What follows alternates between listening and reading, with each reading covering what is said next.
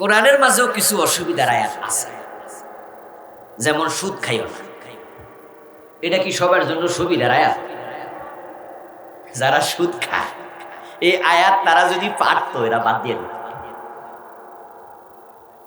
আল্লাহ ছাড়া কারো আইন মানা যাবে না, এই আয়াত কোরআনে আছে কিনা? ইনিল হুকমু ইল্লা লিল্লাহ। যারা আল্লাহর আইন পছন্দ করে না তাদের জন্য এই আয়াতটা খুব সুবিধা মনে হয় না, কিন্তু তারা পারলে বাদ দিত। কোরআন এমন এক কিতাব, চাইলে একটা অক্ষরও বাদ দেওয়া যাবে না। সুবহানাল্লাহ পড়েন। ইউহাররিফুনাল কালিমা আম মাওয়াদিহি। আল্লাহ তাআলা কোরআন মাজিদে বলছেন, ইহুদিরা খ্রিস্টানেরা তাদের কিতাবের জায়গা থেকে তাহরিফ করেছে। তাহরিফ মানে হলো পরিবর্তন করা। তারা কিছু নিজে ঢুকাইয়া পরিবর্তন করে ফেলছে, যাহা ছিল না। আবার যেগুলো মানতে অসুবিধা, ইহুদি আলেমেরা, খ্রিস্টান আলেমেরা এগুলো কিতাব থেকে কি করছে? বাদ দিয়ে দিচ্ছে। এজন্য এখন তাওরাত, ইনজিল ও নির্ভুল কিতাব নয়। নির্ভুল কিতাব একটাই আছে, আওয়াজ দিয়ে বলতে হবে, সেটার নাম কি? কোরআন। এই কিতাব কিয়ামত পর্যন্ত নির্ভুল থাকবে, অবিকৃত থাকবে। এটাকে হেফাজতের দায়িত্ব আল্লাহ নিজে নিয়েছেন। সুবহানাল্লাহ পড়েন। সুবহানাল্লাহ, সুবহানাল্লাহ। ইন্না নাহনু নাযালনা যিকরা ওয়া ইন্না লাহু লাহাফিজুন। আল্লাহ তাআলা বলেন, আমি কোরআন অবতীর্ণ করেছি এবং আমি নিজে এটার হেফাজত করব। তামাম পৃথিবীতে যত কোরআনের কপি আছে সব যদি আগুন দিয়া জ্বালায়া দেয়, কোরআন পরিবর্তন হবে? এক অক্ষর হবে। কারণ হাজার হাজার হাফেজের কলবের মাঝে কোরআন আল্লাহ সংরক্ষিত রেখেছে। আশ্চর্য এক কিতাব। মাত্র 5 বছর 7 বছরের বাচ্চা 30 পারা মুখস্থ করে। এমন ঘটনা আছে না? এমন পিচ্ছি ইরানে একটা দেখলাম, বাবার কোলে বসে আছে, এভাবে সামনে মাইক, ওকে প্রশ্ন করছে কোরআনের বিভিন্ন আয়াত নিয়ে, আর সে তেলাওয়াত করে শোনাচ্ছে। এত ছোট বয়স, 3, 3.5, 4 বছর এরকম, এত ছোট যে সে যে উত্তর দিচ্ছে মাইকের সামনে থেকে মাঝে মাঝে এইভাবে মাথা, দুষ্ট ছোট বলা মতো দুষ্টামি করতে করতে মাথা সরায়, কিন্তু তেলাওয়াত করতেছে। তো বাবা দইরা মাথাটা মাইকের কাছে আবার নিয়ে যায়।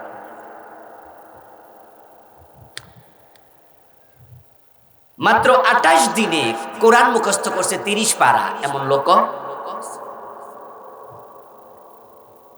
আমাদের জামিয়া কাসেমিয়া নরসিংদী একটা বড় মাদ্রাসা আছে, নাম শুনছেন না? তো ওখানকার শাইখুল হাদিস মুহাদ্দিস আল্লামা কাজী ইব্রাহিম হাফেজাহুল্লাহ বেঁচে আছেন, উনি অবসরে গেছেন। উনার মুখে আমি শুনেছি উনি মাত্র 36 দিনে 30 পারা মুখস্থ করেছেন। কয়দিনে? আমেরিকার নিউ ইয়র্কে দারুল উলুম একটা কওমি মাদ্রাসা আছে। আমেরিকার মতো দেশে বিশাল মাদ্রাসা, কয়েকশো ছাত্র। তো আমার এক সফরে ওই মাদ্রাসা পরিদর্শনের জন্য এক ভাই দাওয়াত দিলেন, আমাকে নিয়ে গেলেন। তো দারুল উলুমে ঢুকে পরিদর্শনকালে মুহতামিম সাহেব আমাকে ওনাদের লাইব্রেরি পরিদর্শন করতে নিলেন, উস্তাদদের রুম পরিদর্শন করতে নিলেন। তো আমি উস্তাদদের রুমে ঢুকে দেখি 2 জন মুরব্বী উস্তাদ টেবিলে বসে বসে কিতাব পড়ছে, দাড়ি পাকা। তো মুহতামিম সাহেব পরিচয় করিয়ে দিচ্ছিলেন যে আমাদের 2 জনই মুহাদ্দিস, 2 জনের বাড়ি ছিলেন, এখন তারা আমেরিকায় নাগরিক, আমেরিকায় থাকে। আমি মুসাফা করলাম, কথা বললাম। পরে আবার মুহতামিম সাহেব বলতেছে একজনকে দেখাইয়া যে এই মুহাদ্দিস সাহেবের একটা বিশেষ গুণ আছে, সেটা হচ্ছে তিনি মাত্র 28 দিনে 30 পারা মুখস্থ করেছেন। অবাক হয়ে গেল। পৃথিবীতে পূর্ণ একটি বই মুখস্থ করে রাখা যায় এমন বই, এমন কিতাব কোরআন ছাড়া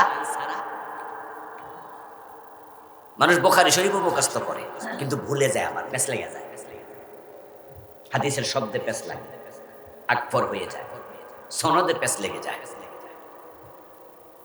কিন্তু কোরআন এমন এক কিতাব, এটা মুখস্থ করা এত সহজ যে 5 বছরের বাচ্চাও 30 পারা মুখস্থ করে ফেলে। একটা অক্ষরও উল্টা পাল্টা হয় না। যদি ভুল হয়, তারাবির নামাজে দেখবেন পিছন থেকে লোক মারে। আল্লাহ তাআলা বলছেন, আমি এটাকে সহজ করেছি, ওয়ালাকাদ ইয়াসসারনাল কুরআনা লিযিকরি ফাহাল মিন মুদ্দাকির। বুঝার জন্য, মানার জন্য, শেখার জন্য, জানার জন্য আমি কোরআনকে সহজ বানাইয়া দিছি। এজন্য এটা মুখস্থ করে রাখা যায়। এই অবিকৃত কিতাব, সর্বশ্রেষ্ঠ কিতাব, সন্দেহাতীত কিতাব, সবচেয়ে দামি কিতাব আল্লাহ কেন নাজিল করলেন, এটা জানার প্রয়োজন আমাদের আছে না নাই? কারণ কোরআন তো আমাদেরই কিতাব। একজন হিন্দুকে প্রশ্ন করবেন, তোমাদের কিতাবের নাম কি? সে বলবে মহাভারত, রামায়ণ, বেদ, গীতা, উপনিষদ। সে কিন্তু বলবে না তার কিতাবের নাম কোরআন। একজন বৌদ্ধকে জিজ্ঞাসা করলে সে কি বলবে তার কিতাবের নাম কোরআন? সে বলবে ফেগোডা। না, তাদের তাদের এই কিতাবের নাম কি? ত্রিপিটক। ফেগোডা হলো ওদের ধর্মীয় উপাসনালয়, ত্রিপিটক। খ্রিস্টানকে প্রশ্ন করলে বলবে ইনজিল, বাইবেল। ইহুদি বলবে তাওরাত। কিন্তু আলহামদুলিল্লাহ, আমরা যারা এখানে আছি, আমরা গর্ব করে বুক ফুলিয়ে বলি আমাদের কিতাবের নাম কি? কোরআন। এখন এই কোরআন আল্লাহ কেন পাঠালেন, এটা তিনি সূরা ইব্রাহিমের প্রথম আয়াতে বলেছেন। কোরআন কেন এসেছে এটা না জানা, এটা মুসলমানের জন্য বড় দুর্ভাগ্যের। আল্লাহ তো বলেছেন আমি এই জন্য কোরআন পাঠাইছি। আল্লাহ যদি না বলতো তাহলে আমরা হয়তো বলতাম যে হুজুর আমি তো জানি না। আবার আরেকজন বলতো কেন যে পাঠাইছে আল্লাহ, এটা তো কোরআন শরীফে পাই নাই, এটা তো হাদিসে নাই। অথবা উনি বলতো একরকম, আমি বলতাম একরকম, উনি বলতো একরকম। তো আপনি জিজ্ঞাসা করতেন যে আজাদ সাহেব আপনি যে বললেন কোরআনের জন্য পাঠাইছে, আপনি এটা কিভাবে জানলেন? আমি বলবো আমি ধারণা করছি, গবেষণা করছি, এটা আমার গবেষণার রেজাল্ট। উনি বলতো যে আমার কাছে আপনার গবেষণা ঠিক মনে হয় নাই, বরং আল্লাহ কোরআন পাঠাইছে এজন্য এটা আমার গবেষণা। গবেষণা ভিন্ন ভিন্ন হতে পারে, কিন্তু কোরআন আল্লাহ কেন পাঠাইছে এখন গবেষণার প্রয়োজন নাই, এটা তো আল্লাহ নিজেই বলছে। সূরা ইব্রাহিমের 1 নম্বর আয়াত। সূরার নাম কি? ইব্রাহিম। আয়াত নাম্বার কত? 1। কোরআন কেন আসলো এটা না জানার কারণেই আজকে বাংলাদেশে কোরআন পরিত্যক্ত কিতাব। এটা আজকে আমাদের কাছে অপ্রয়োজনীয় একটি কিতাব। শুধুমাত্র বাবা মরলে প্রয়োজন, মা মরলে প্রয়োজন। বাপ মা মরলে শুধু হুজুর ডাইকা তেলাওয়াত করা হবে, এছাড়া নিজেও পড়ে না, বাচ্চাও পড়ে না, কোরআন জানেও না, এমন মুসলমান আছে না নাই? একজন দুজন না, শত শত। ওর কাছে কোরআনের কোনো দরকারই নেই। বাংলাদেশ নামক এই রাষ্ট্রটির বয়স 54 বছর। এই রাষ্ট্রে যারা স্বাধীনতার আন্দোলনে শহীদ হয়েছে তাদের মাঝে 99% মুসলিম। হিন্দু কয়জনে মরছে? এই রাষ্ট্রটা স্বাধীন করলো যারা, নেতৃত্ব দিল যারা, তাদের মাঝেও 98% মুসলিম। এজন্য আপনি দেখবেন 7 জন বীর শ্রেষ্ঠ স্বাধীনতার যুদ্ধ অবদান রাখছে, ওখানে হিন্দু আছে কয়জন? কিরে ভাই, কিশোরগঞ্জের লোকেরা কি ইতিহাস জানে না নাকি? তো বলেন না কেন বীর শ্রেষ্ঠের মাঝে হিন্দু কয়জন? একজনও নাই। এতে বোঝা যাচ্ছে স্বাধীনতার পিছনে মুসলমানদেরই হাত ছিল। নেতৃত্ব দিয়েছে বঙ্গবন্ধু, স্বাধীনতার ঘোষণা দিয়েছে শহীদ প্রেসিডেন্ট জিয়াউর রহমান, প্রতি ক্ষেত্রে মুসলমান। কিন্তু 54 বছর বয়স্ক এই বাংলাদেশ আল্লাহর কোরআন দিয়ে কয়দিন শাসন হয়েছে? রাষ্ট্রীয়ভাবে কোরআন পরিত্যক্ত। এটা অপ্রয়োজনীয় কিতাব, এটা হুজুররা পড়বে। শুধুমাত্র একটা কারণে কোরআন আজকে আমাদের দেশে প্রয়োজন হচ্ছে না, আমরা মানছি না, দরকার নাই, এটা হুজুরদের কিতাব। কারণটা হচ্ছে কোরআন কেন এসেছে এটা মুসলমানরা অনেকে জানেই না। তারা ভেবেছে কোরআন এসেছে, তেলাওয়াত করবে সকাল সন্ধ্যায়, তারপরে গিলাপে বেঁধে তাকে রেখে দেবে, দায়িত্ব শেষ। কোরআন তেলাওয়াতের কিতাব। এই জন্য এমন হাফেজ বাংলাদেশে হাজার হাজার আছে যারা শুধু তেলাওয়াতটাই জানে, কোরআনের অর্থটাও জানে না। আরে আমি জালেমের জাহেলের কথা বলছি না, যারা কোরআনকে পরিত্যক্ত কিতাব বানিয়েছে তাদের কথা বলছি না, আমি বলছি আলেমদের কথা, যে আলেম হাফেজ হয়েছে অর্থই জানে না। আবার যারা আমরা কামেল পাশ করছি, আমরা কোরআন ফার্স্ট থেকে লাস্ট শব্দ অর্থ সহ পড়েছি, এমন কামেল পাশও আপনি কয়জন পাবেন? সিলেবাসে যতটুকু ছিল ততটুকু পড়ছে, বাকিটুকু অনেকে পড়েই নেই।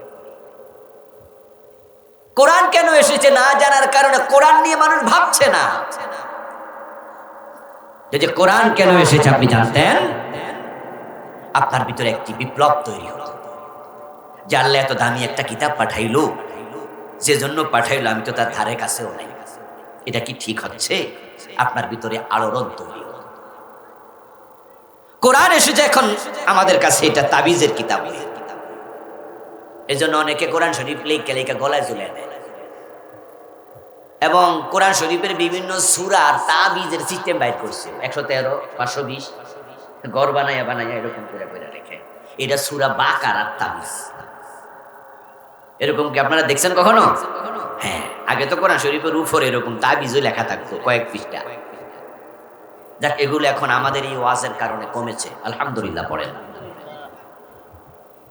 নবীজি কোরআনের কোনো আয়াত লিখে তার সাহাবাদের গলায় ঝুলিয়েছেন এমন কোনো হাদিস নেই।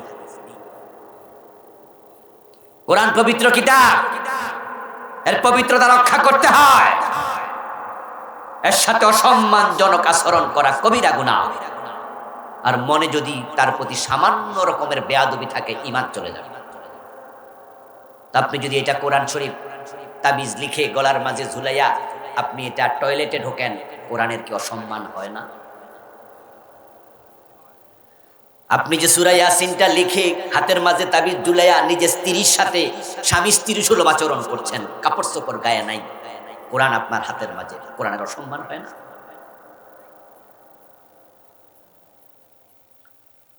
নবীজির হাতে একটি আংটি ছিল, ওই আংটিটা তিনি সিলমোহর হিসাবে ব্যবহার করতেন। বিভিন্ন দেশের রাষ্ট্রপ্রধানদের কাছে চিঠি লিখলে তিনি চিঠির নিচে এই আংটির মাঝে একটু কালি লাগাইয়া তারপরে এভাবে সিল হিসাবে দিতেন। ওখার মাঝে লেখা ছিল মুহাম্মাদুর রাসূলুল্লাহ, মুহাম্মাদুন সাতরুন, রাসূলুন সাতরুন, আল্লাহু সাতরুন, 3টা লাইন ছিল। নবীজি যখন টয়লেটে যেতেন তখন তিনি আংটিটা খুলে রেখে টয়লেটে যেতেন, কারণ ওই আংটির মাঝে আল্লাহর নাম আছে। নবীজি আল্লাহর নামের সম্মান দেখাতে আংটিটা খুলে টয়লেটে যেতেন, আর আপনি পুরা সূরা ইয়াসিন লইয়া টয়লেটে ঢুকে গেলেন। কোরআনকে তাবিজের কিতাব বানালেন, জিনে ধরলে ফু দেয়ার কিতাব বানালেন, কোরআন তেলাওয়াত করে করে তাকে রাখলেন সওয়াবের কিতাব শুধু বানাইয়া দিলেন। কিন্তু কোরআন শুধু তেলাওয়াতের কিতাব নয়, শুধু ফুয়ের কিতাব না, কোরআন হলো আমলের কিতাব। কোরআন পড়ে ফু দেবেন, এটা জায়েজ আছে, নবীজি ফু দিতেন, এটাকে রুকিয়া বলা হয়। হাদিসে বিভিন্ন দোয়া নবীজি ফোরে ফোরে ফু দিতেন, আউযু বিকালিমাতিল্লাহি তাম্মা মিন শাররি কুল্লি শায়তানিন ওয়া হাম্মা ওয়া মিন কুল্লি আইনিন লাম্মা। নবীজি হযরত হাসান হযরত হুসাইন রাদিয়াল্লাহু তাআলা আনহুমা ওনাদের মাথায় হাত রেখে এই দোয়া পড়ে ফু দিতেন, তাহলে আর বদনজর লাগবে না। কেউ অসুস্থ হলে তিনি দোয়া করতেন, আল্লাহুম্মা রাব্বান নাস আযহিবিল বাস ইশফি আনতা শাফি লা শিফা ইল্লা শিফাউকা শিফাআন লা ইউগাদিরু সাকামা। এই দোয়া পড়ে ফু দিতেন, নবীজির দোয়ার বদৌলতে আল্লাহ সুস্থ করে দিতেন। সূরা ফাতিহা পড়ে ফু দিতেন, সূরা ইখলাস পড়ে ফু দিতেন। নবীজি নিজে 4 কুল, কুল হুয়াল্লাহ, কুল ইয়া আইয়ুহাল কাফিরুন, কুল আউযু বিল ফালাক, কুল আউযু বিরাব্বিন নাস পড়ে ফু দিয়া তার মাঝে, তারপরে দেহের মাঝে এভাবে হাত মুছতেন, দিবেন ফু। কিন্তু এটা ফুয়ের কিতাব না। জিনে ধরলেও ফু দেবেন, জিন পালাইয়া যাবে, কিন্তু এটা ফুয়ের কিতাব না। আচ্ছা, আমরা যে কলম আমরা কিনি, কলম দিয়ে আমরা লিখি, মাঝে মাঝে দেখবেন কেউ কেউ কলম দিয়ে কান চুলকাইতেছে। আচ্ছা, কান চুলকানোর জন্য কোনোদিন কলম কিনছেন? যারা কলম বানাইছে হেরাও কান চুলকানোর জন্য কলম বানায় নাই। আপনি যে মাঝে মাঝে চুলকাইছেন, আপনিও চুলকানোর জন্য কলম কিনেন নাই। এটা হচ্ছে সাইড ইউজ, এটা পার্শ্ব ব্যবহার। এটার উদ্দেশ্য যে বানাইছে কলম লিখার জন্য, এটা লিখার জিনিস। আমরা কিনেছি লিখার জন্য কিনেছি, তবে মাঝে মাঝে কানও চুলকাইছি। কোরআন দিয়ে ফু দেবেন, কোরআন দিয়ে জিন তাড়াবেন, সকাল বিকাল পড়বেন, কিন্তু মনে রাখতে হবে শুধু পড়ার জন্য, ফু দেওয়ার জন্য, জিন তাড়ানোর জন্য কোরআন আসে নাই। কোরআন আসছে আমল করার জন্য। এটা আমলের কথা। এখন কোরআনের মাঝে আছে চোর ধরে হাত কাটো, কোরআনের মাঝে আছে 5 ওয়াক্ত নামাজ পড়ো, কোরআনের মাঝে আছে রমাদানে রোজা রাখো, কোরআনের মাঝে আছে বেপরদায় চলাফেরা করা যাবে না, কোরআনে আছে সুদ খেও না, কোরআনে আছে ঘুষ খেও না, কোরআনে আছে ওজনে কম দিও না, কোরআনে আছে পরের হক খাইও না। এখন যদি এগুলোর সাথে আপনার জীবন না মিলে, তাহলে কোরআন আপনার কাছে আমলের কিতাব হিসাবে গণ্য হয় নাই। অথচ কিছুক্ষণ আগে আমি আপনাদের থেকে কথা নিয়েছিলাম, আপনারা বলেছেন যে আমাদের কিতাবের নাম কি? যারা চুপ আছেন তারাও বলেন আমাদের কিতাবের নাম কি? তো কোরআন যদি আপনার কিতাব হয়, কোরআন তো আমলের কিতাব, তো আমল করি। নবীজি সাল্লাল্লাহু আলাইহি ওয়াসাল্লাম কাল্লা বলেন আলিফ লাম রা কিতাবুন আনজালনাহু ইলাইকা।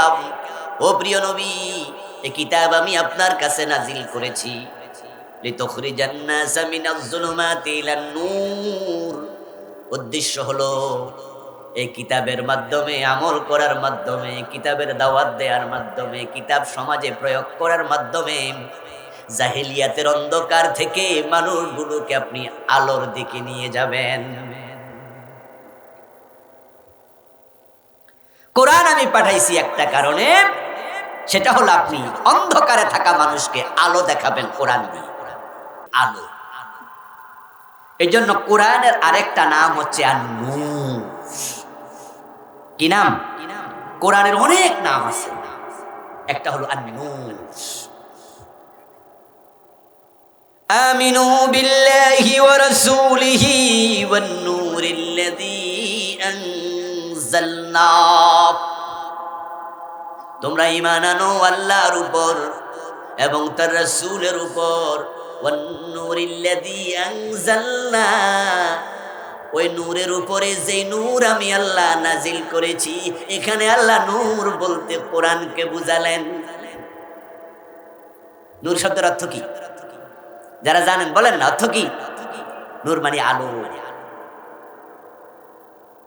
আল্লাহ তাআলা বলছে, হে নবী, জাহিলিয়াতের অন্ধকারে মানুষগুলো ডুবে আছে। যে যুগে কোরআন এসেছিল ওই যুগটার নাম কি ছিল? আইয়ামে। যোগের নামে ছিল অন্ধকার যুগ। এর মানে কি ওই যুগে সূর্য আলো দিত না? কি দিত? ওই যুগে চাঁদের কোনো আলো ছিল না, তো অন্ধকার যুগ হলো কেমনে? আসলে মূলত অন্ধকার বলতে বোঝানো হচ্ছে জাহালাত। এর মানে হচ্ছে সুদ, ঘুষ, জেনা, ব্যভিচার, হত্যা, ধর্ষণ, খুন ইত্যাদি। এমন একটা যুগ, যে যুগের মানুষগুলোর অন্তর ছিল একবারেই অন্ধকারে নিমজ্জিত। আরে এই যে আজকের মাহফিলে আমরা তো আলহামদুলিল্লাহ কয়েক হাজার মানুষ, তার মাঝে আমরা মানুষ খুন করছি এমন এখানে কয়জন পাবেন আপনি? আমার মনে হয় আমরা একজনও পাবো না। কিন্তু যদি আরব দেশে এরকম কোন মজলিস পাওয়া যেত জাহেলিয়াতের আগে, এরকম মানুষের মাঝে 80% খুন, মানে ওরা পান থেকে চুন খসলে খুনাখুনি শুরু করে। খুন শুধুমাত্র অন্যরে করতো না, নিজের মেয়ের সন্তান জন্ম নিয়েছে, ছেলে কেন হলো না, মেয়ে কেন হলো, বাবা নিজে জীবিত মেয়েটাকে মাটির নিচে কবর দিত, খুন করত।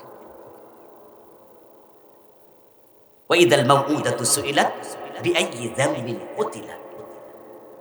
বাবা খুনি, বাবা নিজের সন্তানের খুনি।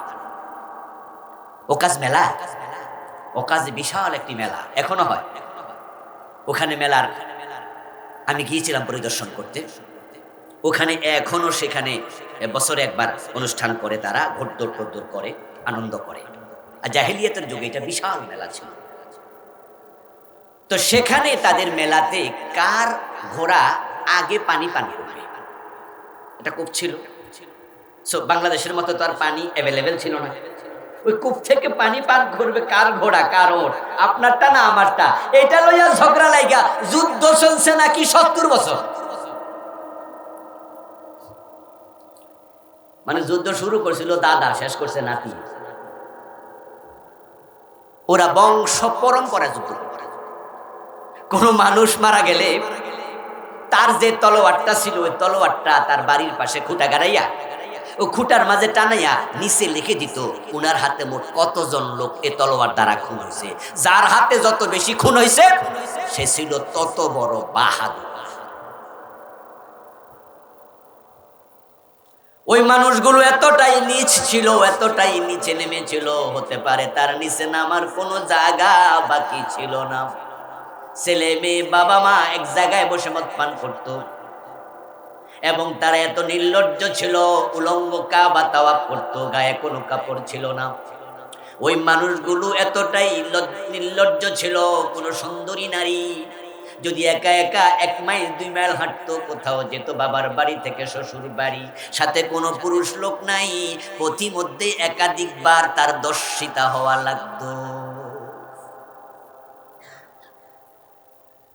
এবং এই দর্শিতা কোনো জায়গায় বিচার পেত না। বিচার পাওয়া দূরের কথা, বিচার চাওয়ার জায়গাটাও ছিল না।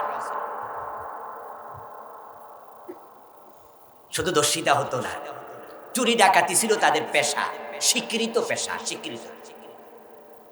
আমাদের দেশে যেমন কেউ জিজ্ঞাসা করলে বলে ভাই আপনি কি করেন, বলে আমি তো ব্যবসা করি। আপনি না ভাই আমি চাকরি করি। আপনি আমি দোকানদারি করি। ওরা জিজ্ঞাসা করতো আপনি কি করেন, আমি চুরি করি। এই দেশে চুরি করে এই পরিচয় দিতে লজ্জা পেত না, বরং মনে করতো এটাও তো একটা পেশা, চুরি করতে কি কষ্ট নাই। কয়দিন আগে আমাদের দেশে ইউনূস সরকার নারী নীতি সংস্কার কমিশন থেকে একটা নারী নীতির প্রস্তাবনা দিয়েছে, সংস্কার। ওখানে ওনারা লিখছে যারা আমাদের দেশে পতিতা আছে, বেশ্যা, ওদেরকে যৌন কর্মীর স্বীকৃতি দিতে হবে, এই দাবি তুলছে। আচ্ছা আপনারা কি এটা শুনেছেন? কেউ যারা শুনছেন তারা একটু জি বলেন, আরো জোরে বলেন। আচ্ছা যারা শোনেন নাই তারা হয়তো জমিনের নিচে বাস করতেছে অথবা আসমানে। এত বড় ঘটনা শুনলেন না তো শুনলেন কি? এ নিয়ে পত্রিকায় কত লেখালেখি হলো, কত সেমিনার হলো, কত মিছিল আমরা করলাম ঢাকায়, কত হইচই করে এটা থামাইছি। এগুলো সরকারকে আমরা বলেছি এটা বাস্তবায়ন করতে পারবেন না, সরকার থামতে বাধ্য হয়েছে। ওরা বলল যারা পতিতা টাকা দিলে দেহ বিক্রি করে ওদেরকে নাকি কর্মী বলতে হবে। কারণ যুক্তি দিছে যারা এটা করে তাদের নাকি অনেক কষ্ট হয়, কষ্ট কইরা করে, এটা কাম। কর্মী যে কাজ করে তাকে কি বলে? আমার সাথে কথা অংশগ্রহণ করতে হবে। যারা কাজ করে তাদেরকে কি বলে? কর্মী। তো ওরা করতেছে আকাম, যৌনতা, বেশ্যাবৃত্তি। এটাকে যদি কর্মী বলা হয়, কাজ বলা হয়, তো আকাম কোনটা?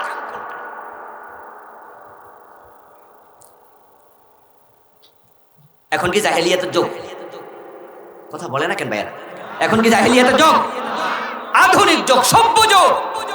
এই সভ্য যুগে এসে এই সরকারের লোকেরা যদি এমন প্রস্তাব দেয়, তো জাহেলিয়াতের যুগে এরা চোরেরা চোর কইতো, আসছে বালাই তো আছে। আমরা আমাদের সেমিনারগুলোতে, দাবিগুলোতে বলেছি যদি কষ্ট হয় তাই এটাকে কর্ম বলো, তো যে বেটা চুরি করে তার কষ্ট তো আরো বেশি। তাহলে কয়দিন পরে তো চোরেরাও দাবি করবে এটাকে কর্মের স্বীকৃতি। আর ডাকাতি করার রিস্ক কিন্তু চুরির চেয়ে আরো বেশি, কারণ পাবলিক চোর ধরলে ফিডাইয়া পুলিশে দেয়, কিন্তু ডাকাত ধরলে কিন্তু পুলিশ এবার আগে মেরে না। তো তাহলে কয়দিন পরে ডাকাতেরাও তো বলবে যে আমাদের কর্মীর স্বীকৃতি। জাহিলিয়াতের যুগের মানুষগুলো এতটাই খারাপ ছিল, তাদের মাঝে মনুষ্যত্ববোধের সামান্যটুকু ছিল না। আমার রাসূলের বয়স 17, উনি একজন তাগড়া যুবক, সমাজ সম্পর্কে বুঝতে শিখলেন। ডানে বামে সামনে পিছে তাকিয়ে দেখেন পুরাটা সমাজ অন্ধকারে ডুবে আছে। ওই সুন্দরী নারী পথে দর্শিতা হয়ে শেষ নয়।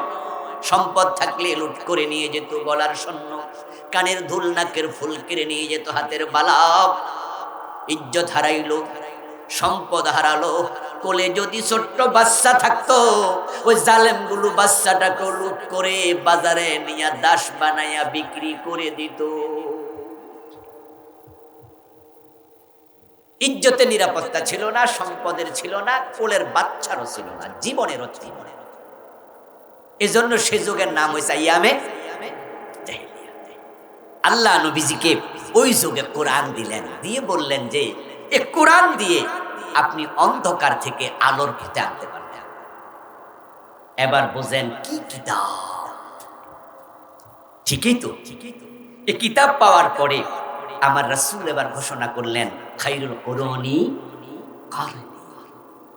এই দুনিয়ার মানুষ, তোমরা তো এই যুগের নাম দিয়েছ ইয়ামে জাহিলিয়া। আমি নবী মুহাম্মদ ঘোষণা করছি এখন আর জাহিলিয়াত নাই, কোরআন এসেছে, মানুষ কোরআন গ্রহণ করেছে, কোরআন দিয়ে এখন আমল করছে। আমার যুগ পৃথিবীর সর্বশ্রেষ্ঠ যুগ হয়ে গেছে। আবু বকর তৈরি হয়েছে, ওমর তৈরি হয়েছে, ওসমান, আলী, তালহা, জুবাইর তৈরি হয়ে গেছে রাদিয়াল্লাহু তাআলা আনহুম। এমন কিছু সাহাবী এক একজনের সম্মান আকাশের তারকার চেয়ে বেশি। নবীজির বয়স 17। তাকিয়ে দেখেন ডানে বামে মানুষগুলো মানুষ না, এগুলো দেখতে মানুষ, এক একটা হায়না। তখন তিনি যুবকদেরকে সাথে নিলেন, মুরব্বীদেরকে কিছু ডাকলেন, ডেকে তিনি সমাজ পরিবর্তন করার জন্য একটা সংগঠন বানালেন। 17 বছর বয়স আমার রাসূলের, মক্কার লোকেরাও সেখানে সায় দিল। ওই সংগঠনের নাম ছিল হিলফুল হুজুর। সমাজ পরিবর্তন করতে চাইলে একা হয় না, আল ইত্তিহাদু কুওয়া, ঐক্য লাগে, ঐক্য শক্তি, একা হলে ব্যক্তি। এইজন্য আল্লাহ বলছে আতাসিমু বিহাবলিল্লাহি জামিআ ওয়ালা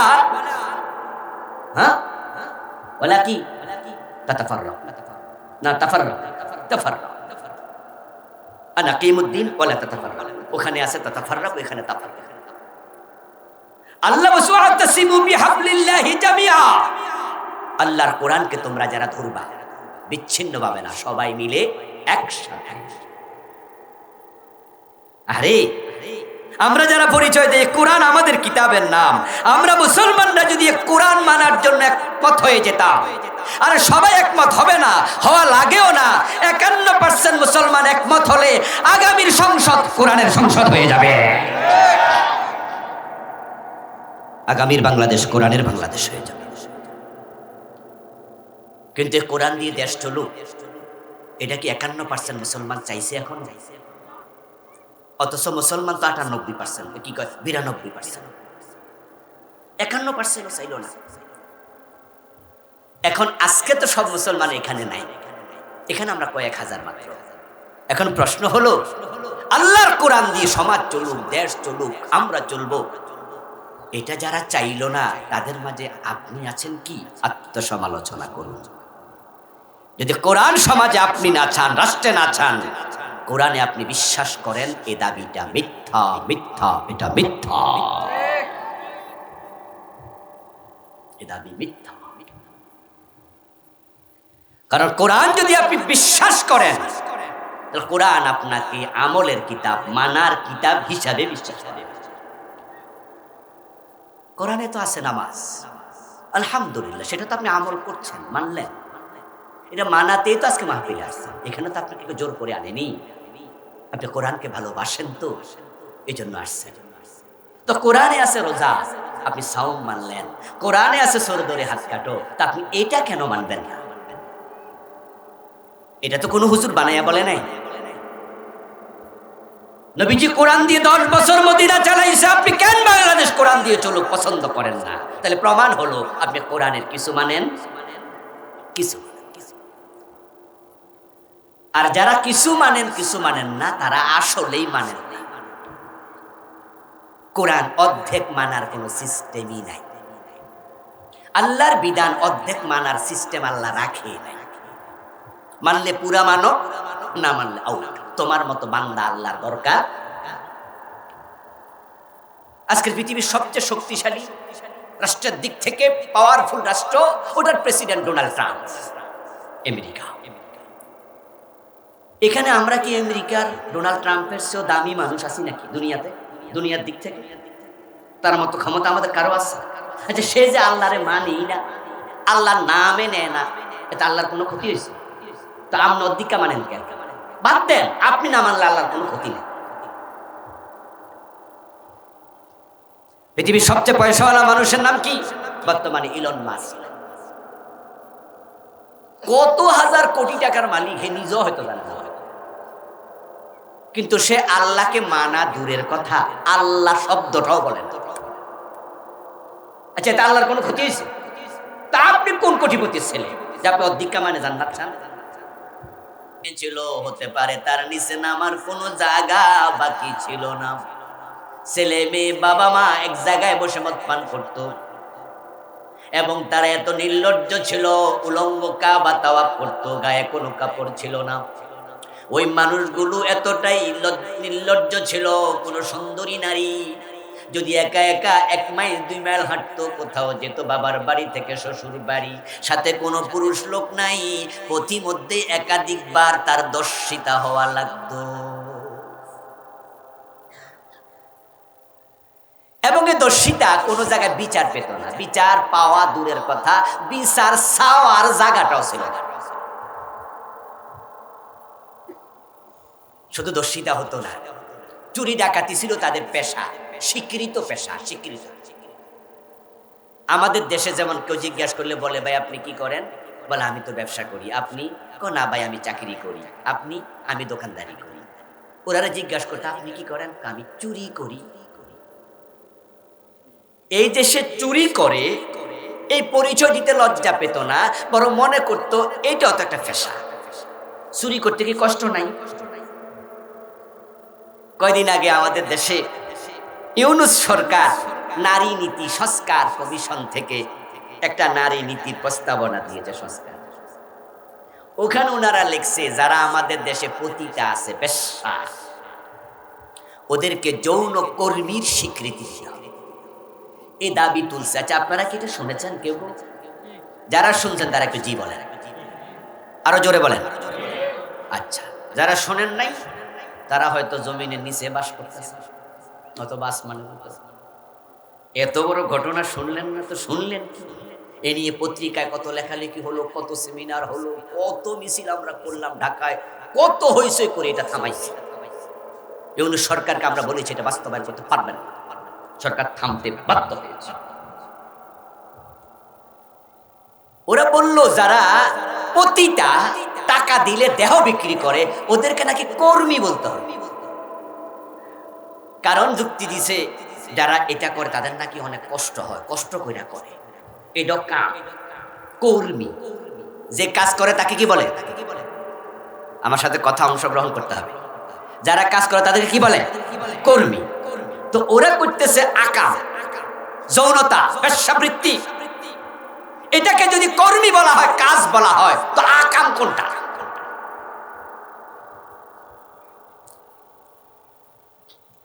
এখন কি জাহেলিয়াতের যুগ? কথা বলে না কেন ভাইয়ারা? এখন কি জাহেলিয়াতের যুগ? আধুনিক যুগ, সভ্য যুগ। এই সভ্য যুগে এসে এই সরকারের লোকেরা যদি এমন প্রস্তাব দেয়, তো জাহেলিয়াতের যুগে এরা চোর কইতো যে আছে বালাই তো আছে। আমরা আমাদের সেমিনারগুলোতে, দাবিগুলোতে বলেছি, যদি কষ্ট হয় তাই এটাকে কর্ম বলো, তো যে বেটা চুরি করে তার কষ্ট তো আরো বেশি। তাহলে কয়দিন পরে তো চোরেরাও দাবি করবে এটাকেও কর্মের স্বীকৃতি। আর ডাকাতি করার রিস্ক কিন্তু চুরির চেয়ে আরো বেশি, কারণ পাবলিক চোর ধরলে ফিডাইয়া পুলিশে দেয়, কিন্তু ডাকাত ধরলে কিন্তু পুলিশ এবার আগে মেরে না। তো তাহলে কয়দিন পরে ডাকাতেরাও তো বলবে যে আমাদের কর্মীর স্বীকৃতি। জাহিলিয়াতের যুগের মানুষগুলো এতটাই খারাপ ছিল, তাদের মাঝে মনুষ্যত্ববোধের সামান্যটুকু ছিল না। আমার রাসূলের বয়স 17, উনি একজন তাগড়া যুবক, সমাজ সম্পর্কে বুঝতে শিখলেন। ডানে বামে সামনে পিছে তাকিয়ে দেখেন পুরাটা সমাজ অন্ধকারে ডুবে আছে। ওই সুন্দরী নারী পথেদর্শিতা হয়ে শেষ নয়। সম্পদ থাকলে লুট করে নিয়ে যেত গলার স্বর্ণ, কানের দুল, নাকের ফুল কেড়ে নিয়ে যেত, হাতের বালা। ইজ্জত হারাইলো, সম্পদ হারালো। কোলে যদি ছোট্ট বাচ্চা থাকতো, ওই জালেমগুলো বাচ্চাটাকে লুট করে বাজারে নিয়ে দাস বানাইয়া বিক্রি করে দিত। ইজ্জতের নিরাপত্তা ছিল না, সম্পদের ছিল না, কোলের বাচ্চারও ছিল না, জীবনেরও ছিল না। এজন্য সে যুগের নাম হয়েছে ইয়ামে জাহিলিয়া। আল্লাহ নবীজিকে ওই যুগে কোরআন দিলেন, দিয়ে বললেন যে এ কোরআন দিয়ে আপনি অন্ধকার থেকে আলোর পথে আনতে পারবেন। এবার বোঝেন কি কিতাব। ঠিকই তো, এ কিতাব পাওয়ার পরে আমার রাসূল এবার ঘোষণা করলেন, খায়রুল কুরুনি কারনি। এ দুনিয়ার মানুষ, তোমরা তো এই যুগের নাম দিয়েছ ইয়ামে জাহিলিয়া। আমি নবী মুহাম্মদ ঘোষণা করছি, এখন আর জাহিলিয়াত নাই, কোরআন এসেছে, মানুষ কোরআন গ্রহণ করেছে, কোরআন দিয়ে এখন আমল করছে। আমার যুগ পৃথিবীর সর্বশ্রেষ্ঠ যুগ হয়ে গেছে। আবু বকর তৈরি হয়েছে, ওমর তৈরি হয়েছে, ওসমান, আলী, তালহা, জুবাইর তৈরি হয়ে গেছে রাদিয়াল্লাহু তাআলা আনহুম। এমন কিছু সাহাবী, এক একজনের সম্মান আকাশের তারকার চেয়ে বেশি। নবীজির বয়স 17। তাকিয়ে দেখেন ডানে বামে মানুষগুলো মানুষ না, এগুলো দেখতে মানুষ, এক একটা হায়না। তখন তিনি যুবকদেরকে সাথে নিলেন, মুরব্বীদেরকে কিছু ডাকলেন, ডেকে তিনি সমাজ পরিবর্তন করার জন্য একটা সংগঠন বানালেন। 17 বছর বয়স আমার রাসূলের, মক্কার লোকেরাও সেখানে সায় দিল। ওই সংগঠনের নাম ছিল হিলফুল ফুজুর। সমাজ পরিবর্তন করতে চাইলে একা হয় না, আল ইত্তিহাদু কুওয়া, ঐক্য লাগে, ঐক্য শক্তি, একা হলে ব্যক্তি।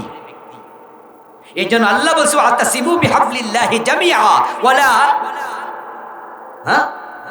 ওয়ালা কি তাতাফাররাক না তাফাররাক তাফাররাক আনা কিমুদ্দিন ওয়ালা তাতাফাররাক। ওখানে আছে তাতাফাররাক, এখানে তাফাররাক।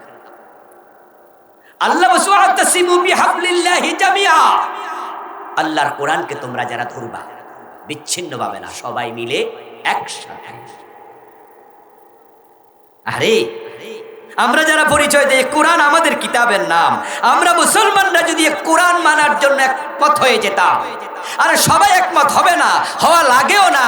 51% মুসলমান একমত হলে আগামীর সংসদ কোরআনের সংসদ হয়ে যাবে। আগামীর বাংলাদেশ কোরআনের বাংলাদেশ হয়ে যাবে। কিন্তু কোরআন দিয়ে দেশ চলুক, এটা কি 51% মুসলমান চাইছে? এখন অথচ মুসলমান তো 98%, কি কয় 92%, 51% চাইল না। এখন আজকে তো সব মুসলমান এখানে নাই, এখানে আমরা কয়েক হাজার মাত্র। এখন প্রশ্ন হলো, আল্লাহর কোরআন দিয়ে সমাজ চলুক, দেশ চলুক, আমরা চলবো, এটা যারা চাইল না তাদের মাঝে আপনি আছেন কি? আত্মসমালোচনা করুন। যদি কোরআন সমাজে আপনি না চান, রাষ্ট্রে না চান, কোরআনে আপনি বিশ্বাস করেন, এ দাবিটা মিথ্যা, মিথ্যা, এটা মিথ্যা, এ দাবি মিথ্যা। কারণ কোরআন যদি আপনি বিশ্বাস করেন, তাহলে কোরআন আপনাকে আমলের কিতাব, মানার কিতাব হিসাবে বিশ্বাস করে। কোরআনে তো আছে নামাজ, আলহামদুলিল্লাহ, সেটা তো আপনি আমল করছেন, মানলেন, এটা মানাতেই তো আজকে মাহফিলে আসছেন। এখানে তো আপনাকে জোর করে আনেনি, আপনি কোরআনকে ভালোবাসেন তো এই জন্য আসছেন। তো কোরআনে আছে রোজা, আপনি সাওম মানলেন, কোরআনে আছে সর ধরে হাত কাটো, তা আপনি এটা কেন মানবেন না? এটা তো কোনো হুজুর বানাইয়া বলে নাই। নবীজি কোরআন দিয়ে 10 বছর মদিনা চালাইছে, আপনি কেন বাংলাদেশ কোরআন দিয়ে চলুক পছন্দ করেন না? তাহলে প্রমাণ হলো আপনি কোরআনের কিছু মানেন, কিছু। আর যারা কিছু মানেন কিছু মানেন না, তারা আসলেই মানেন না। কোরআন অর্ধেক মানার কোনো সিস্টেমই নাই। আল্লাহর বিধান অর্ধেক মানার সিস্টেম আল্লাহ রাখে নাই। মানলে পুরা মানো, না মানলে আউট। তোমার মতো বান্দা আল্লাহর দরকার। আজকের পৃথিবীর সবচেয়ে শক্তিশালী রাষ্ট্রের দিক থেকে পাওয়ারফুল রাষ্ট্র, ওটার প্রেসিডেন্ট ডোনাল্ড ট্রাম্প, আমেরিকা। এখানে আমরা কি আমেরিকার ডোনাল্ড ট্রাম্পের চেয়েও দামি মানুষ আছি নাকি দুনিয়াতে? দুনিয়ার দিক থেকে তার মতো ক্ষমতা আমাদের কারো আছে? আচ্ছা, সে যে আল্লাহরে মানি না, আল্লাহর নামে নেয় না, এটা আল্লাহর কোনো ক্ষতি হয়েছে? তো আপনি অধিকা মানেন কেন? বাদ দেন, আপনি না মানলে আল্লাহর কোনো ক্ষতি নেই। পৃথিবীর সবচেয়ে পয়সাওয়ালা মানুষের নাম কি বর্তমানে? Elon Musk. কত হাজার কোটি টাকার মালিক, হে নিজেও হয়তো জানে না। কিন্তু সে আল্লাহকে মানা দূরের কথা, আল্লাহ শব্দটাও বলে না। আচ্ছা, এটা আল্লাহর কোনো ক্ষতি হয়েছে? তা আপনি কোন কোটিপতির ছেলে যে আপনি অধিকা মানে জান্নাত চান? ফজরের নামাজের ফরজ কয় রাকাত? আমার মনে ওয়াজটা একটু শক্ত হয়ে যেতেছে না? আচ্ছা, নরম ওয়াজ একটু পরে করবো আর কি। বলুন তো প্রিয় ভাইয়েরা, ফজরের নামাজের ফরজ কয় রাকাত? আচ্ছা, কেউ এক রাকাত পরে বাড়ি চলে গেলে সওয়াব অর্ধেক পাবে, ঠিক না? কটুকু পাবে? 33% পাবে। তো যে মোড়েও পড়ে নাই সে কিছু পাইল না, আপনি তো অর্ধেক পড়ছেন, তার কিছু তো পাওয়া উচিত। হ্যাঁ, ওয়াজ বোঝে না কেনা করছে সবাই। আপনি ফজরের নামাজ পড়বেন কিন্তু আবার অর্ধেক পড়বেন, এই সুযোগ আল্লাহ দেবে না। পড়লে পুরা, না পড়লে আউট। তোমার মতো লোক মসজিদে যাওয়া দরকার নেই। আর মসজিদে যাইবা দুই রাকাত, আল্লাহ দুই রাকাত। আল্লাহর ইসলাম অর্ধেক চলে না। ও তো হলো সিলমে কাপ্পা, ইসলামে ঢুকতে পুরা। আমরা পাচ্ছি না ইসলাম পুরা মানতে, তবে মানার অন্তরে আগ্রহ আছে।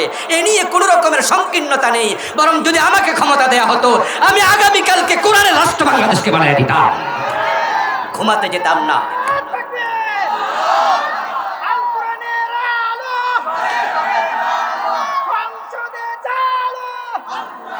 আমার প্রিয় ভাই, ঘুমাতে যেতাম না, কোরআনের আইন বাস্তবায়ন না। মানুষের অন্তরের খবর সবচেয়ে বেশি কে জানে? এই যে আমরা পুরা মানতে চাই কিন্তু পারছি না, এটাও তো আল্লাহ জানে। আবার আপনি যে পুরা মানতে চান না, অধিকা চান, এটাও আল্লাহ জানে।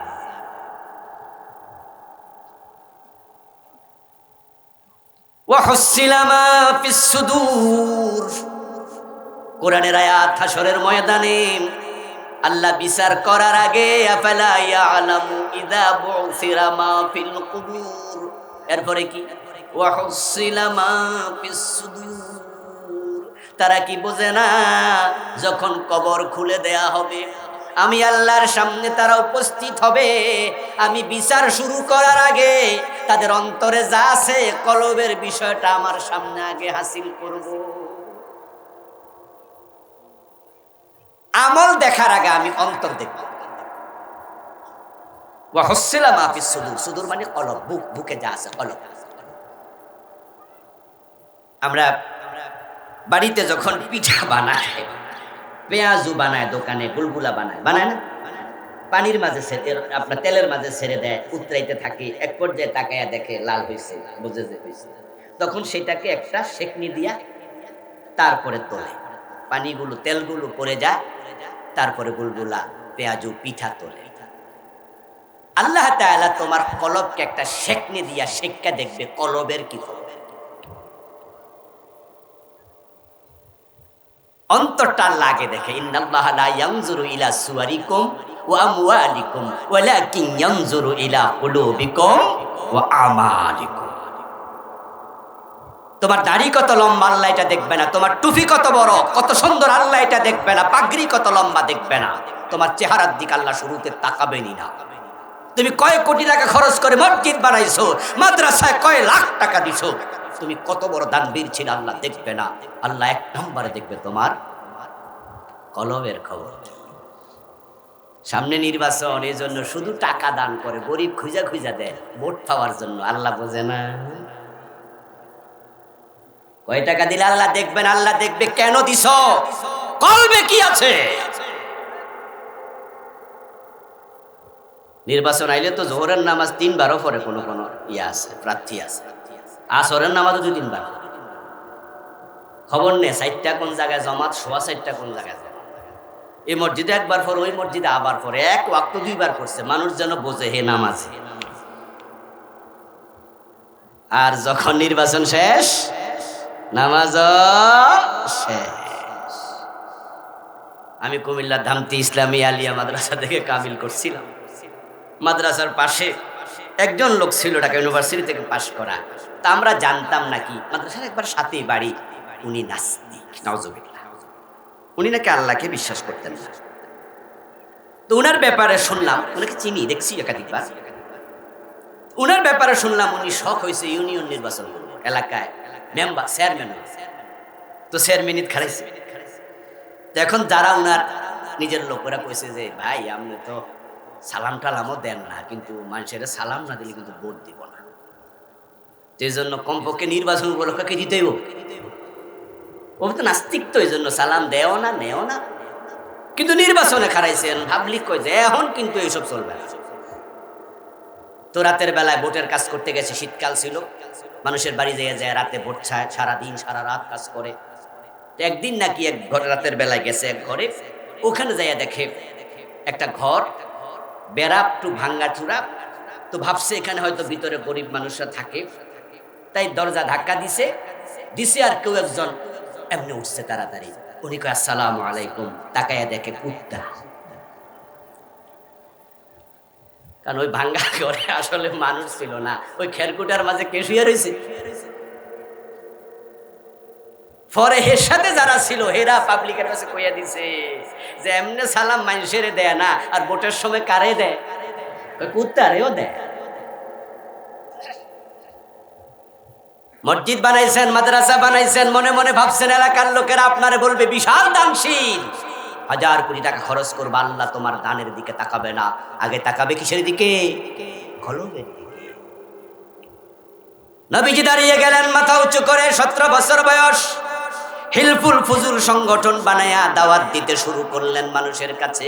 চুরি ছেড়ে যাও, ডাকাতি ছেড়ে যাও, ভালো হয়ে যাও। দাওয়াত দিতে দিতে প্রিয় নবীর বয়স হয়ে গেল 40 বছর। 23টা বছর চলে গেল।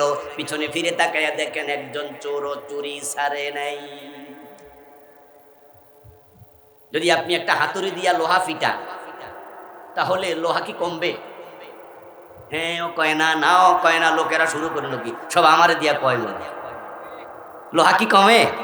লোহা বলে যেই সেই পিড়াও কামড়বো না, চেপটাও কিন্তু ওজনে কমবো না। 23 বছর দাওয়াত দিল, অবস্থা তাই হলো, হাতুড়ি দিয়ে লোহা পিটানোর মতো, একটাও সোজা হইল, ভালো হইল। নবীজি ভাবছেন কি রে, এত চেষ্টা করলাম, কাম তো হইল না। এবার তিনি আল্লাহর ইশারায় ধ্যানে মগ্ন হলেন। ধ্যান করার জন্য চলে গেলেন গারে হেরা। মক্কা থেকে 2-3 মাইল দূরে একটা পাহাড় আছে, নাম জাবালে নূর। ওই গুহার মাঝে বসে প্রিয় নবী ধ্যান করছেন, ভাবছেন 23 বছর চেষ্টা করলাম, হলো তো না। কারণটা কেন? 54 বছরের বাংলাদেশ তাবলিগ দাওয়াত দিচ্ছে, দেশে সুদ কমে না, ঘুষ কমে না। পীর সাহেবরা দাওয়াত দিচ্ছে, সুদ কমে না, ঘুষ কমে না। আমরা বক্তারাও ওয়াজ করছি, এই শীতকালের 6 মাস সুদ কমে না, ঘুষ কমে না। 3.5 লাখ মসজিদ থেকে খতিবরা প্রতি জুমায় ওয়াজ করছে, সুদ কমে না, ঘুষ কমে না, মদ কমে না, গাঁজা কমে না, চাঁদাবাজি কমে না। আমাদেরকে নতুন করে ধ্যানে বসা দরকার। কাজ তো আমরা অনেক করলাম, কারণটা কি? ধ্যান করো, ভাবো। নবীজি ভাবছেন, আলে বলে আমাদেরকে ভাবতে হবে, বিচক্ষণ জ্ঞানী মানুষদেরকে ভাবতে হবে। এই তাবলীগের দাওয়াত দিয়ে হবে না, এই পীর সাহেবের পিরারে দিয়ে হবে না, এই বক্তাদের বক্তৃতা দিয়ে হবে না, এই খুতবা দিয়ে হবে না। নতুন করে ভাবতে শিখো, এমন কাজ করতে হবে যা দিয়ে সমাজ পরিবর্তন হয়। ভাবলে রেজাল্ট আসবে, রেজাল্ট হবে। নবীজিও ভাবছেন, ধ্যানে বসলেন। ধ্যান চলাকালেই হঠাৎ জিবরিল আমিন হাজির। এসে তিনি রাসূলকে জড়াইয়া ধরলেন বুকের সাথে, গারে হেরার ভিতরে 3 বার জড়িয়ে ধরে 3 বার ছেড়ে সাজদিকে বললেন, ইকরা বিসমি রাব্বিকাল্লাযী খালাকাল ইনসানা মিন আলাক। রাসূল পড়ুন, রবের নামে কোরআন এসে গেল। নবুয়তের অভিধায় তিনি অভিষিক্ত হলেন। আল্লাহ তাআলা তাকে নবী বানালেন, রাসূল বানালেন। কিছুদিন চলে গেল, নতুন করে আবার ওহী, ইয়া আইয়ুহাল মুদ্দাসসির, এটা হলো দ্বিতীয় ওহী। প্রথম ওহী ইকরা, দ্বিতীয় ওহী ইয়া আইয়ুহাল মুদ্দাসসির। নবীজি কম্বল গায়ে দিয়া শুয়ে আছেন ঘরে। আল্লাহ ডাক দিও কম্বলওয়ালা নবী, আদর করে ভালোবেসে ডাকে, ও কম্বলওয়ালা নবী কুম, দাঁড়ায়া যান। যারা সমাজ পরিবর্তন করতে চায়, শুয়ে থাকলে সমাজ পরিবর্তন হয় না। আমার ভাইয়েরা, যার যার আমল তার তার কবর। আপনার অন্তরের চিন্তা আল্লাহ আগে দেখবে, তারপরে আমল। আচ্ছা, বাংলাদেশটা ভালো হোক, এটা কি আপনারা চান? এই দেশে সুদ থাকুক, এটা চান? মদ থাকুক, এটা চান? অন্যায় মুক্ত বাংলাদেশ, এটা কি চান? তাহলে অন্তরটাকে যদি আপনি এই মুখী করেন, তাহলে আপনিও কম্বল গায়ে দিয়ে শুয়ে থাকলে এটা পরিবর্তন হবে না। বসে থাকলে হবে না, আপনাকেও দাঁড়াতে হবে, আপনাকেও কথা বলতে হবে। আল্লাহ ৫৪ বছর পর একটা সুযোগ বাংলাদেশে এবার দিয়েছেন। জুলাই বিপ্লবের পর রাম এবং বামেরা বাংলাদেশ থেকে পালিয়ে গেছে। যারা ইসলাম বিরোধী হাসানুল হক ইনু, রাশেদ খান মেননের মতো যারা আছে, মুজাহিদুল ইসলাম সেলিমের মতো যারা আছে, ইসলামের নাম শুনলে চুলকানি উঠত, কোরআনের বিরুদ্ধে কথা বলাকে প্রগতিশীলতা বলতো, তারা এখন অ্যারেস্টেড, জেলখানায়, কিছুই দূরের গর্তে লুকিয়েছে। তাদের সহযোগীরা দিল্লিতে পালিয়ে গেছে। এবার সুযোগ এসেছে, মাথা তুলে আমরা দাঁড়ালে এবারে কোরআন সংসদে ঢুকে যেতে পারে।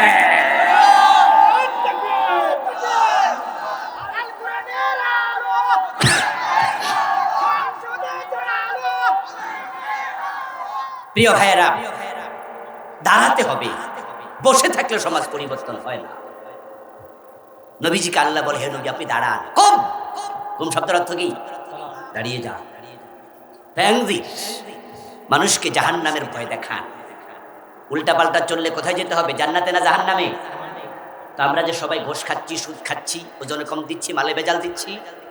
নবীজি বলছে যে ঘোষ খায়, সুদ খায়, যে সুদ দেয়, যে সুদ লিখে, যে সুদের সাক্ষী থাকে, চারজনের উপর আল্লাহর লানত, আল্লাহর গজব। লানা রাসূলুল্লাহ সাল্লাল্লাহু আলাইহি ওয়াসাল্লাম আকিলার রিবা ওয়া মুকিলাহু ওয়া শাহিদাইহি ওয়া কাতিবাহু ওয়া ক্বালাহুম সাওয়াউন। সুদ খেলে সবচেয়ে ছোট গুনাহ হলো নিজের মায়ের সাথে জেনা। ঢাকা শহরে যান, কিশোরগঞ্জ শহরে যান, যতগুলো বড় বড় ৫ তলা ৭ তলা বিল্ডিং দেখেন না, ১০০টার মাঝে ৯০টাই সুদে টাকা আইনা ব্যাংক থেকে বিল্ডিং বানাচ্ছে।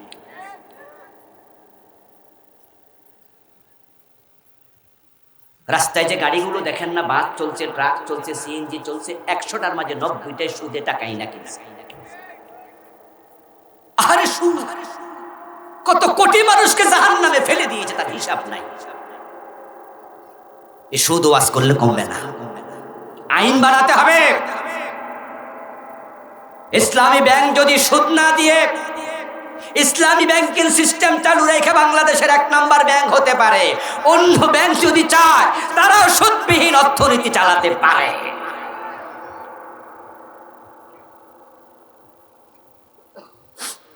দরকার আন্তরিকতা। আমার রাসূল মাথা তুলে দাঁড়ালেন। ওয়া রাব্বাকা ফাকাব্বির, ও প্রিয় নবী দাঁড়ায়া যান, মানুষকে জাহান্নামের ভয় দেখান, আর আপনি তাকবীর ঘোষণা করুন, বলুন আপনার আল্লাহ মহান, আপনি বলুন আল্লাহু আকবার।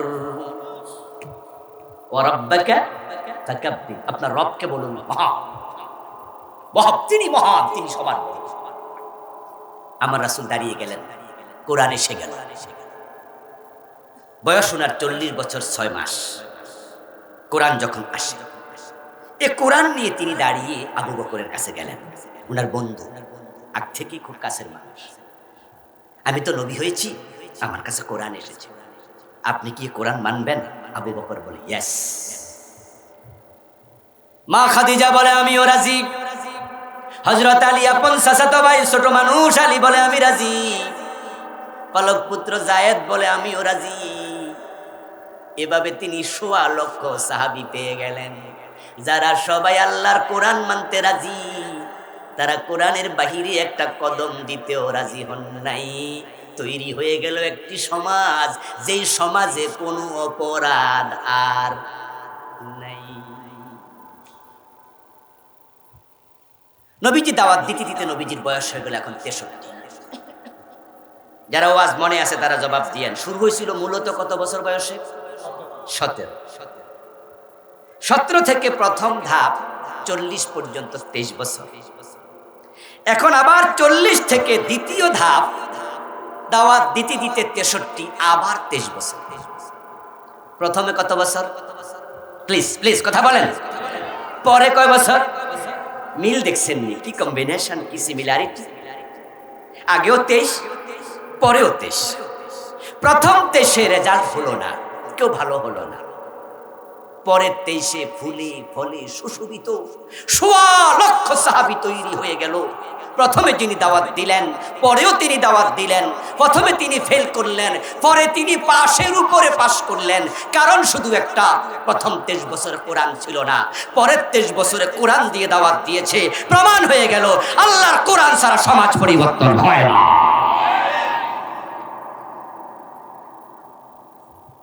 বঙ্গবন্ধু শেখ মুজিবুর রহমান বলেছেন, নো, জোর ধরে হাত কেটে দাও। তবে আবার একটি কথা মনে রাখবেন, কোরআন কিন্তু শুরুতে হাত কাটার কথা বলেনি। কোরআন যখন এস্টাবলিশড হবে, নবীজির ইসলামী রাষ্ট্রে নবীজি চোর ধরে শুরুতে হাত কাটেননি। তিনি শুরুতে জাকাত সিস্টেম চালু করে আগে গরিবের পেটের ক্ষুধা দূর করেছেন, নিবারণ করেছেন। সূরাতুল হজ আল্লাহ বলে, আল্লাযীনা ইম্মাক্কান্নাহুম ফিল আরদ আকামুস সালাত ওয়া আতাউয যাকাত ওয়া আমারু বিল মা'রুফি ওয়া নাহাউ আনিল মুনকার। আল্লাহ বলে, কোন ভূখণ্ডে মুসলমান যখন ক্ষমতা পাবে, তখন আমি আল্লাহর অর্ডার তারা ৪টা কাজ শুরুতে করবে। হাত কাটা হলো ৩ নাম্বার কাজ। হাত কাটা কয় নাম্বার? ইসলাম আসলে কালকে হাত কাটা শুরু করবে। হাত কাটা পরে ৩ নাম্বার না ৪ নাম্বার? ওয়া নাহি আনিল মুনকারে পরে ৪ নাম্বার। প্রথম কাজ হবে নামাজ। ইসলামী রাষ্ট্রের প্রথম কাজ, সবাই নামাজ পড়ো। কারণ মানুষ যখন নামাজি হয়, অপরাধ এমনি কমে যায়। সুবহানাল্লাহ পড়েন। নামাজি সবাই হয়ে যায়, অপরাধ এমনি কমে যায়। টিওন অফিসে টিওন হবে ইমাম, তার সকল স্টাফ হবে তার পিছনে মুসল্লি। আজান হবে, দোকান বন্ধ হবে। ডিসি অফিসে ডিসি ইমাম, তার পিছনে অন্যরা নামাজ পড়বে। যে টিওন অফিসে টিওন ইমামতি করে, বাকি ম্যাজিস্ট্রেটরা নামাজে তার পিছনে ইক্তেদা করে। ৫ ওয়াক্ত নামাজ চালু হোক, ওই টিওন অফিসে আর ঘোষের লেনদেন হবে না। এটা এমনি বন্ধ, এমনি বন্ধ। দেখবেন প্রভাব দেখেন, রমাদানে রোজার দিনে কিছু কিছু মানুষকে এরকম বলতে শুনবেন, ভাই রোজা মুখে তাই মিছা কথা কইলাম, এমন কইতে শোনেন নাই? আবার কেউ কেউ কয়, ভাই কি কন আমনে, রোজা মুখে রেখে মিছা কথা কমু, এমন কয় না? রোজার একটা প্রভাব, নামাজের প্রভাব আছে, নামাজের প্রভাব আছে। মিথ্যা কথা রোজার বাহিরেও বলা জায়েজ নাই, কিন্তু ওই লোকটা আজকে বুঝাচ্ছে যে আমি রোজাদার, আমি মিথ্যা কথা বলতে পারি না, এটা রোজার প্রভাব।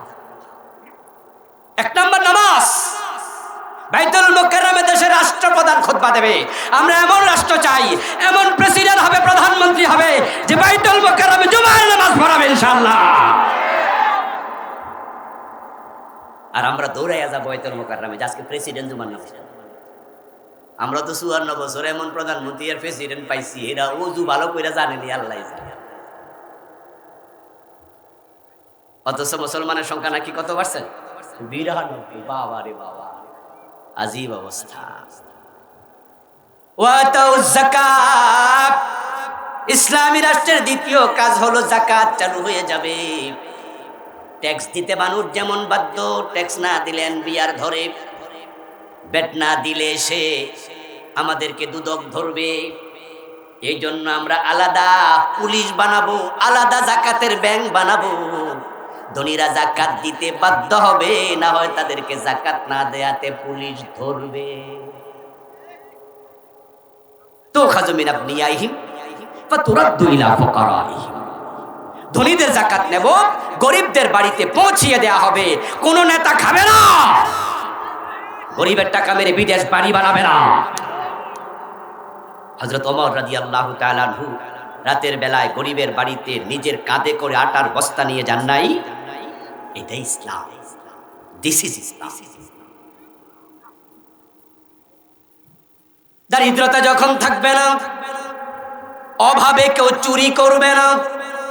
সম্ভবত হযরত উসমান রাদিয়াল্লাহু তাআলা আনহু বলেছিলেন, যদি কোনো জায়গায় পেটের ক্ষুধায় রুটির অভাবে কেউ চুরি করে, তাহলে চোরের হাত কেটো না, বরং রাষ্ট্রপ্রধানকে বরখাস্ত করে দাও। কথাটার ওজন বোঝেন? যে রাষ্ট্রপ্রধান তার দেশে দারিদ্রতা দূর করতে পারে না, গরিবের পেটে একটু খাবার দিতে পারে না, রাষ্ট্রপ্রধান থাকার কোনো অধিকার তার। ওমর বলেছিলেন, তো ফোরাতের ওই তীরে যদি একটি কুকুর না খেয়ে মারা যায়, হতে পারে ওমরকে এই জন্য আল্লাহর কাছে জবাব। লাইসাল মুমিন আল্লাযী ইয়াশবাউ ওয়া জারুহু জাঈউন ইলা জামবি। নবীজি বলছেন, সে মুমিন নয় যে পেট পুড়ে খায়, তার পাশে প্রতিবেশী না খেয়ে ঘুমায়। 3 নাম্বার, আমারু বিল মারুফ, সৎকার হইয়া নেতা হইয়া কলমের এক খোঁচায় 100 কোটি টাকা দেশের চুরি করে, 500 কোটি, 1000 কোটি। ইসলাম আসবে, ওদের হাত কাটা শুরু হবে। আর 100 নেতার হাত কাটো, 100 চোরের হাত কাটো, 1000 চোর তাদের মতো সোজা হয়ে যাবে। আচ্ছা, এরপরে বলুন তো, হাত কাটতে কোনো খরচ আছে? বড় একটা রাম দাম কিনালাম না, এটা শুধু ধার দেব। আর ইসলামী সরকার বলবে, আদালত বলবে, সে স্বভাবে চুরি করেছে, অভাবে না। গেছেন মেরে দেব, 1 টাকাও লাগবে না, হাত শেষ। এরকম হাত যদি নেতার কেটে দাও, অন্য নেতারা চুরি ছেড়ে দিয়ে ঠান্ডা পানি খাবে।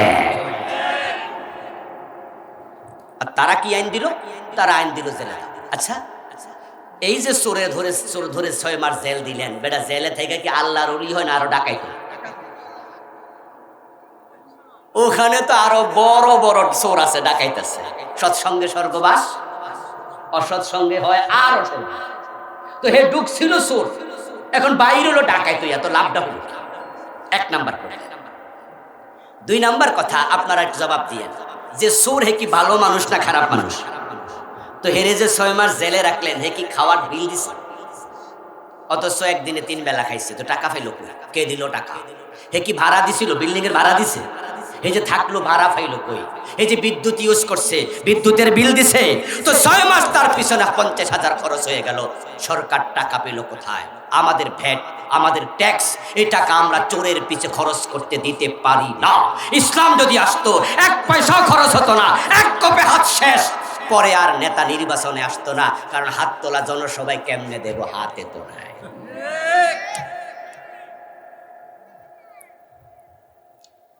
ইসলাম সে তো পরশ মানিক, তারেকে পেয়েছে খুঁজি, পরশে তাহার সোনা হলো যারা, তাদেরই মোরা বুঝি। দোস্ত, গোলাপ ফুল খুব সুন্দর, তবে সেটা পাপড়ি মেলার পর কলিতে থাকতে না। যেই গোলাপ ফুল ফুটেছে তা দেখতে সুন্দর, দেখলে চোখ জুড়ায়, নাকের কাছে নিলে মোমো গন্ধে মন জুড়ায়, ওটা চাপ দিলে নাকি আতর বের হয়। কিন্তু গোলাপ যদি ফুটতে না দেও, কলিতে থাকে, কলির গোলাপ দেখতেও সুন্দর নয়, নাকের কাছে নিলে সুগন্ধ নাই, কাঁচা কাঁচা গন্ধ, চাপ দিলে আতর বের হবে না। ইসলাম সুন্দর, কোরআন বড় সুন্দর, কোরআনের আইন বড় সুন্দর, তবে মসজিদের ভিতরে রাখলে হবে না, এটা সংসদে পৌঁছাইতে হবে, এটা আইন হয়ে আসবে। 54 বছর চলে গেল বাংলাদেশে, আমরা মাদক বন্ধ করতে পারলাম না। অথচ মাদক বন্ধ করার মতো সহজ কাজ আর নাই। ইসলামকে এস্টাবলিশ করুন, আমাদেরকে সুযোগ দেন, ইসলাম ওয়ালাদেরকে। আমরা 6 মাসের ব্যবধানে বাংলাদেশে 1 বোতল মদ আর দেখতে দেব না। This is very simple. কেন সিম্পল? বাংলার সীমানায় আলহামদুলিল্লাহ কোনো মদের ফ্যাক্টরি নাই। যত ফেন্সিডিল কোন দেশ থেকে আসে যারা জানেন বলুন? ইন্ডিয়া। যত ইয়াবা সব আসে মায়ানমার। যত হিরোইন সব আসে বিদেশ থেকে।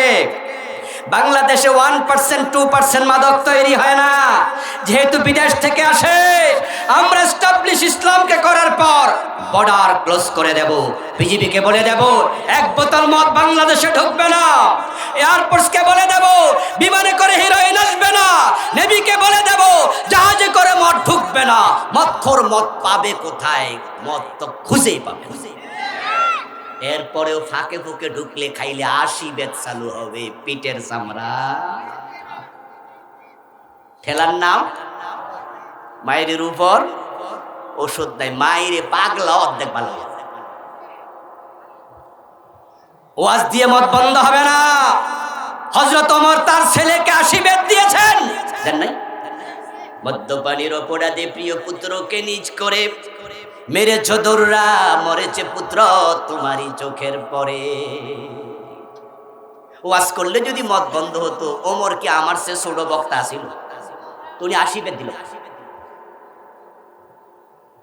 শুধু ওয়াজ দিয়ে সব হয় না, চোরে ধর্মের কাহিনী শুনে না।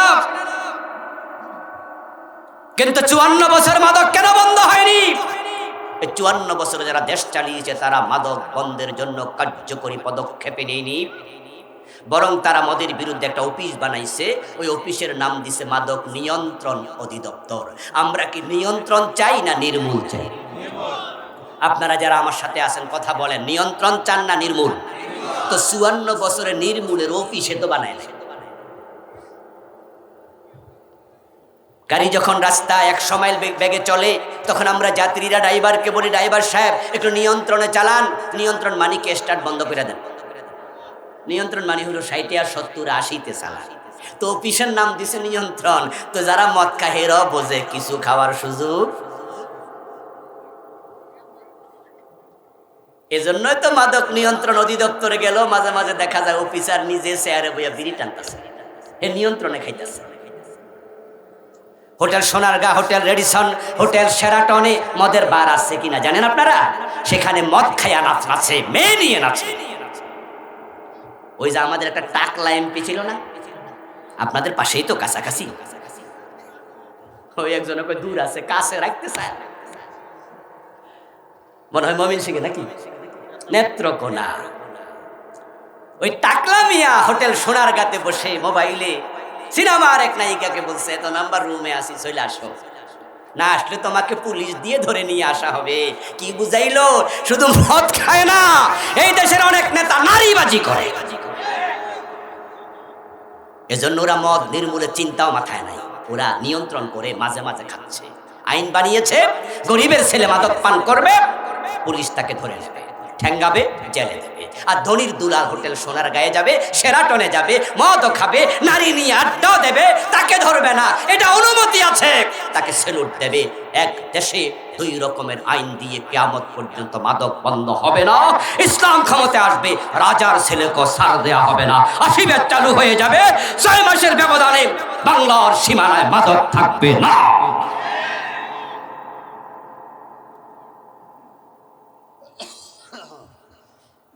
পর্দার খবর কি?